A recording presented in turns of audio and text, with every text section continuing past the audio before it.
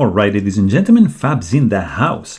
And today I've got the Grimsmo Knives Norseman here with me for a quick review. This is a pretty cool knife made in Canada. The price is going to be around $900, $950 based on the configuration you're going to choose. It is a pretty cool frame lock knife with an overall size of 8.625 inches when open, and when closed, this guy is going to be 5-inch long.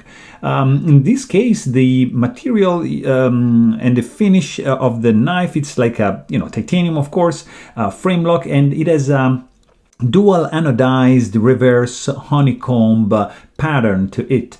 The blade is a tanto shape, with a pretty nice recurve edge over here, 3.625-inch long, and made out of RWL 34 steel. In this case, the blade has been etched and tumbled, and as you can see, the grind is like CNC hollow going on over here, and I would say a little bit kind of like flat to the tip. The sound this guy makes, it's like this when open and very gentle when closing. You see? It's very nice, it's very listenable, and when you close it, if you pay attention, you can have something like almost inaudible. Look at this.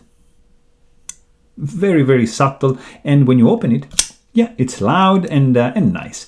The weight in the pocket is going to be almost 5 ounces, so not like the lightest of them all. It has a nice 3D milled titanium pocket clip with a matching finish, and the logo right over here engraved beautifully with the same anodization of the pattern on the presentation scale. The grip, I have to say, guys, it's like phenomenal, because this is overall very slim knife, and in the hand feels superbly. I like very much this area over here. It is it has some nice jimping going on over here in the thumb ramp. It's overall very smooth. You need just to wiggle a little bit in order to overcome this beginning, the beginning of the thumb ramp when the detent ball goes over the tang, and then it's gonna be smooth.